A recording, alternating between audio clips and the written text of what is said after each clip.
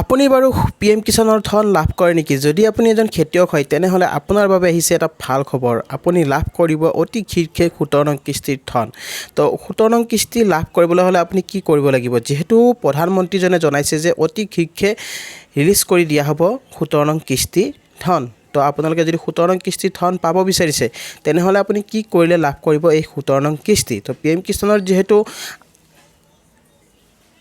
যিহেতু আপোনালোকক 16 নং কিস্তি 16 কিস্তি দিয়াৰ পিছত আপোনালোকক যিহেতু এতিয়া 17 নং কিস্তি আপোনালোকৰ ডেট আহি গৈছে, মানে আপোনালোকৰ সময় আহি গৈছে 17 নং কিস্তি লাভ কৰাৰ। তো আপুনি যদি 17 নং কিস্তি লাভ কৰিব বিচাৰিছে তেনেহ'লে কেনেদৰে লাভ কৰিব মই আজি এই ভিডিঅ'ত আপোনালোকক জনাব গৈ আছোঁ। তো ভিডিঅ'টো একেবাৰে স্কিপ নকৰিব, শেষলৈকে চাই থাকিব। তো বলক ভিডিঅ'টো আৰম্ভ কৰোঁ। Welcome to my channel good luck Assam. তো গাইজ, যিসকল কৃষকে 16 নং কিস্তি লাভ কৰিছে এতিয়া যিহেতু 17 নং কিস্তিৰ বাবে অপেক্ষা কৰি আছে। তো আপোনালোকে যদি 17 নং কিস্তি লাভ কৰিব বিচাৰিছে তেনেহ'লে আপুনি কোনসমূহ কাম কৰিব লাগিব? যিহেতু নৰেন্দ্ৰ মোদী ডাঙৰীয়াই যিহেতু আপোনালোকক জনাইছে,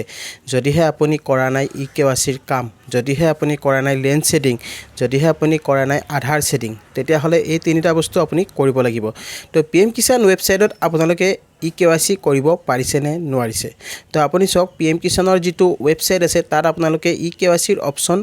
দেখিবলৈ পাইছে। তো ইয়াত আপোনালোকে EKYC যিটো ফাৰ্মাৰ কৰ্ণাৰ অপশ্যন আছে তাতে EKYCৰ অপশ্যনত আপোনালোকে এনেদৰে গুচি যাব। ইয়াত যোৱাৰ পিছত ইয়াত আপোনালোকে চাওক OTP বাজেট EKYC বুলি এটা অপশ্যন আহিছে। তো ইয়াত আপোনালোকে আপোনাৰ যিটো আধাৰ নম্বৰ আছে সেই আধাৰ নম্বৰটো আপুনি দিব লাগিব। মনত ৰাখিব, আপোনাৰ আধাৰ কাৰ্ডত যিটো নম্বৰ দিয়া আছে আধাৰ কাৰ্ডৰ নম্বৰটো, সেই নম্বৰটো আপোনাৰ মোবাইলৰ লগত মানে মোবাইল নম্বৰ লিংক হৈ আছেনে নাই, কোনটো মোবাইল নম্বৰ আপোনাৰ দিয়া আছে, যিটো নম্বৰ আপুনি PM কিষাণ ৰেজিষ্ট্ৰেশ্যন কৰিছিলে সেই ৰেজিষ্ট্ৰেশ্যন কৰা নম্বৰটো হয়নে? যদি নহয় তেনেহ'লে কিন্তু আপুনি হয়তো EKYC কৰিব নোৱাৰিব পাৰে। তো তাৰ কাৰণে আপুনি এবাৰ চেক কৰি চাব আপোনাৰ বেনিফিচিয়াৰী ষ্টেটাছটো। তাত আপোনালোকে গম পাই যাব আপোনাৰ কোনটো নম্বৰ দিয়া আছে PM কিষাণ ৰেজিষ্ট্ৰেশ্যন কৰোঁতে। তো বেনিফিচিয়াৰী ষ্টেটাছটো আপুনি চাব লাগিব। নাও ইয়ৰ ষ্টেটাছত গৈ আপোনাৰ বেনিফিচিয়াৰী ষ্টেটাছটো চেক কৰিব। চেক কৰাৰ পিছত আপোনাৰ যিটো ষ্টেটাছ আছে, আপোনাৰ যেনে ধৰক আপোনাৰ মোবাইল নম্বৰ কি দিছিলে, বেংক একাউণ্ট ডিটেইলছ কি দিছিলে, আপোনাৰ নাম কি, সকলো সবিশেষ মানে সকলো ডিটেইলছটো আপোনাৰ তাত আহি যাব। অহাৰ পিছতহে আপুনি গম পাব যে আপোনাৰ কোনটো নম্বৰ মানে এক্টিভেট হৈ আছে। সেই নম্বৰটো অনুসৰিহে আপুনি ইয়াত EKYC কৰিব লাগিব। আপোনাৰ EKYC কৰিলে আপোনাৰ আধাৰ নম্বৰটো দিলে নহ'ব, আপোনাৰ আধাৰ নম্বৰটোৰ লগত আপোনাৰ মোবাইল নম্বৰটো মানে ৰেজিষ্টাৰ হ'ব লাগিব, মানে আপোনাৰ লিংক হ'ব লাগিব, তেতিয়াহে আপুনি EKYC কৰিব পাৰিব। তো EKYC যদি আপুনি কৰা নাই অতি শীঘ্ৰে আপুনি EKYC কৰক, কিয়নো আপোনালোকক যিহেতু কৈছে যে এপ্ৰিল মাহৰ শেষত আপোনালোকে যিহেতু PM কিষাণৰ কিস্তি লাভ কৰিব, মানে যিটো 17 নং কিস্তি আছে সেই 17 নং কিস্তি এপ্ৰিল মাহৰ শেষতে আপুনি লাভ কৰিব। যদিহে আপুনি PM কিষাণৰ 17 নং কিস্তি লাভ কৰিব বিচাৰিছে তেনেহ'লে আপুনি কৰি লওক EKYCৰ কাম। যিহেতু প্ৰধানমন্ত্ৰীগৰাকীয়ে জনাইছে যে আপোনালোকে EKYC নকৰিলে আপুনি লাভ নকৰে 17 নং কিস্তি। তো যিসকল কৃষকে 17 নং কিস্তি লাভ কৰিব বিচাৰিছে তেনেহ'লে আপুনি অতি সোনকালে কৰক। আৰু আপোনালোকক এটা অপশ্যন ইয়াত আপোনালোকে দিয়া আছে, আপোনালোকে যদি আপোনাৰ আধাৰ কাৰ্ডখন যদি নামটো যদি আপোনাৰ শুধৰণি কৰিব বিচাৰিছে আপোনালোকে ইয়াতে শুধৰণি কৰিব পাৰিব।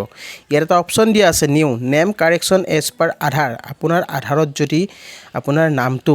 যিটো আধাৰ কাৰ্ডত নম্বৰ আছে নাম আছে সেই নামটো যদি আপোনাৰ PM কিষাণ ৰেজিষ্ট্ৰেশ্যন কৰোঁতে আপোনাৰ PM কিষাণৰ যিটো ৱেবছাইট আছে তাতে যদি আপোনাৰ যদি সেই নামটো ভুল হৈ আছে, আধাৰ লগত মেটচ হোৱা নাই, তেতিয়াহ'লে আপুনি ইয়াত চেঞ্জ কৰিব পাৰিব আপোনাৰ নামটো। তো নামটো চেঞ্জ কৰিবলৈ হ'লে ইয়াত আপোনালোকে অপশ্যন পাই যাব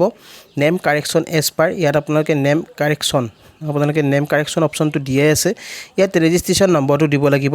তাৰপিছত আপোনালোকে ইয়াত কেপচাৰ দিব লাগিব। তাৰপিছত আপোনালোকে ইয়াত চাৰ্চত আপুনি ক্লিক কৰিব লাগিব। চাৰ্চত ক্লিক কৰাৰ পিছত আপুনি গম পাব যে আপোনাৰ আধাৰ কাৰ্ডখনত নম্বৰটো ভুল হৈ আছে নে আপোনাৰ নামটো ভুল হৈ আছে নে শুদ্ধ হৈ আছে, আপুনি ইয়াতে গম পাই যাব। যদি আপোনাৰ ভুল হৈ আছে তেনেহ'লে আপুনি শুদ্ধ কৰাৰ এটা অপশ্যন আপোনালোকে ইয়াত পাই যাব। তো তেনেকৈ আপোনালোকে ইয়াত আপোনাৰ নামটো কাৰেকশ্যন কৰিব পাৰিব। তো গাইজ, এতিয়া মই আহিছোঁ আপোনালোকক PM কিষাণৰ যিটো বেনিফিচিয়াৰী ষ্টেটাছ আছে আপুনি কেনেকৈ চেক কৰিব। PM কিষাণৰ বেনিফিচিয়াৰী ষ্টেটাছ চেক কৰিবলৈ হ'লে আপুনি নাও ইয়ৰ ষ্টেটাছত গুচি যাব। তো নাও ইয়ৰ ষ্টেটাছত যোৱাৰ পিছত আপোনালোকে নাও ইয়ৰ ষ্টেটাছত যোৱাৰ পিছত এনেকুৱা এটা অপশ্যন আপোনালোকে দেখিবলৈ পাইছে নাও ইয়ৰ ষ্টেটাছ PM কিষাণ। ইয়াত আপোনালোকে ৰেজিষ্ট্ৰেশ্যন নম্বৰটো দিব লাগিব আৰু কেপচাৰ। এতিয়া চাওক, আপোনালোকে আগতে আপোনাৰ ৰেজিষ্ট্ৰেশ্যন নম্বৰটো আৰু কেপচাৰটো দিলে আপোনাৰ আপোনাৰ বেনিফিচিয়াৰী ষ্টেটাছটো আহি গৈছিলে কিন্তু এতিয়া এনেকুৱা হৈছে আপোনাৰ OTP নোহোৱাকৈ আপুনি চাব নোৱাৰে আপোনাৰ যিটো নম্বৰ আগতে দিয়া আছিলে সেই নম্বৰটোতহে OTP যাব যদি আপোনাৰ নম্বৰটো নাথাকে তেনেহলে কিন্তু আপুনি বেনিফিচিয়াৰী ষ্টেটাছ চাব নোৱাৰে তো তাৰ কাৰণে আপোনালোকে আপোনাৰ নম্বৰটো লগত ৰাখিব আৰু ইণ্টাৰ ইয়াত ৰেজিষ্ট্ৰেশ্যন নম্বৰ যিটো বেনিফিচিয়াৰী নম্বৰ আছে সেই নম্বৰটো আপুনি ইয়াত দিব দিয়াৰ পিছত ইয়াত কেপচাটো দিব তাৰ পিছত আপোনালোকে গেট OTPত গুচি যাব এতিয়া মই আপোনালোকক দেখুৱাব খুজিছো বেনিফিচিয়াৰী ষ্টেটাছটো কেনেকৈ আপুনি চাব ঠিক আছে তাত আপোনালোকৰ কি অপচন আহে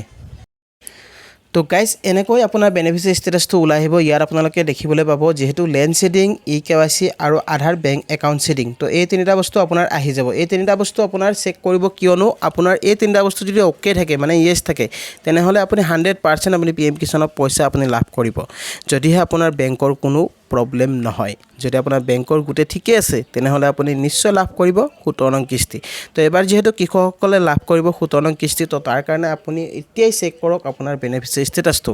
নাও ইয়ৰ ষ্টেটাছত গৈ আপোনাৰ বেনিফিচিয়াৰী ষ্টেটাছটো আপুনি চেক কৰক আৰু আপোনালোকে ইয়াত দেখিবলৈ পাইছে FTO প্ৰসেছ তো FTO প্ৰসেছটো চাওক আপোনাৰ ইয়েছ হৈ আছে তো FTO প্ৰসেছটো আপোনাৰ ইয়েছ হ'ব লাগিব FTO প্ৰসেছ ইয়েছ হ'লেহে আপোনাৰ পইচাটো সোমাব আৰু এটা কথা মনত ৰাখিব FTO প্ৰসেছটো আপোনাৰ ইয়েছ হৈ যাব আপোনাৰ যেতিয়া এই তিনিটা বস্তু আপোনাৰ ওকে হৈ যায় তেতিয়া আপোনাৰ FTO প্ৰসেছটো আপোনাৰ ইয়েছ হৈ যায় তো আপোনালোকে চিন্তা কৰাৰ কাৰণ নাই তো অতি সোনকালে আপোনালোকে চেক কৰক আপোনাৰ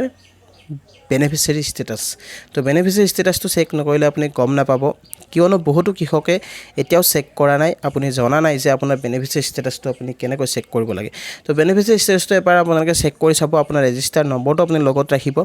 নিশ্চয় আপুনি চেক কৰিব পাৰিব নাইবা আপুনি যদি ইয়াতে চেক কৰিব পৰা নাই মোবাইলত তেনেহলে আপুনি CSC চেণ্টাৰত যাব পাৰে CSC চেণ্টাৰত গৈও আপুনি বেনিফিচিয়াৰী ষ্টেটাছটো চেক কৰিব পাৰিব তাত গৈ আপোনালোকে চেক কৰি ল'ব সকলো ডিটেইলছ আপোনালোকে পাই যাব আৰু ইয়াত আপোনালোকে ভিউ একাউণ্ট ডিটেইলছ আছে ইয়াত গৈ আপোনালোকে আপোনাৰ একাউণ্ট ডিটেইলছটো জানিব পাৰিব আপোনাৰ কি নাম আছে কি মোবাইল নম্বৰ দিয়া আছে সকলো সবিশেষ আপোনালোকে ইয়াত চাব পাৰিব তো গাইজ আপোনালোকে নিশ্চয় বুজি পালে তো এনেকৈ আপুনি বেনিফিচিয়াৰী ষ্টেটাছ চেক কৰিব আপোনালোকক মই যেহেতু দেখুৱালো PM কিষাণৰ বেনিফিচিয়াৰী ষ্টেটাছটো কেনেকৈ চেক কৰিব লাগে এই বস্তুটো আপোনাৰ ইম্পৰ্টেণ্ট তো আপোনালোকে যিসকলে চেক কৰা নাই তেখেতসকলে অতি সোনকালে আপোনালোকে চেক কৰক আৰু এটা বস্তু আপোনালোকক দেখুৱাব খুজিছোঁ যদিহে আপোনাৰ বেনিফিচিয়াৰী ষ্টেটাছ মানে লগতে আপোনাৰ যিখন বেনিফিচিয়াৰী লিষ্ট আছে সেই লিষ্টখন আপুনি চেক কৰিলে নে নাই তো আপোনালোকে যদি PM কিষাণত ধন লাভ কৰে তো এবাৰ আপোনালোকে নতুন লিষ্টখন চেক কৰক বেনিফিচিয়াৰী ষ্টেটাছৰ লগতে আপোনাৰ ইয়াত দিয়া আছে নামৰ ষ্টেটাছ আৰু লগত যিটো বেনিফিচিয়াৰী লিষ্ট বুলি অপচন আছে তাত আপোনালোকে গুচি যাব তো বেনিফিচিয়াৰী লিষ্টখন আপুনি চাব পাৰিব আপোনাৰ নামটো আছে নে আপুনি জানিব পাৰিব যদিহে আপুনি PM কিষাণৰ পইচা লাভ কৰে তো ইয়াত আপোনালোকে বেনিফিচিয়াৰী লিষ্ট চেক কৰিব পাৰিব ইয়াত সিলেক্ট যাব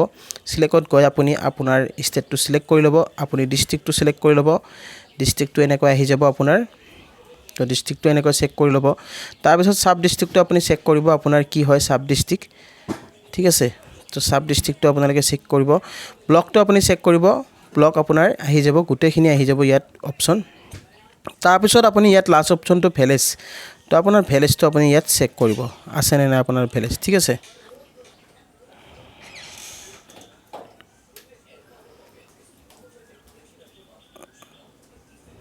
তো আপোনাৰ ভেলেজটো এনেকৈ চেক কৰিব চেক কৰাৰ পিছত আপুনি লাষ্ট ইয়াত আপোনালোকে গেট ৰিপৰ্টত গুচি যাব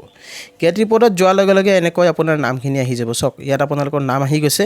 ইয়াত farmer name and gender male female যি হয় তো ইয়াত আপোনালোকৰ লিষ্ট আহি যাব ইয়াত আপোনালোকে 909টা অপচন পাব 1 2 3 4 5 6 7 8 9 তো আপোনালোকে 9 নম্বৰলৈকে আপুনি লিষ্টখন চাব পাৰিব তো আপোনাৰ নামটো ইয়াতে আপোনালোকে নিশ্চয় আপোনাৰ আছে নে নাই আপুনি গম পাব তো এনেকৈ আপুনি আপোনাৰ বেনিফিচিয়াৰী লিষ্টখন আপুনি চেক কৰি লওক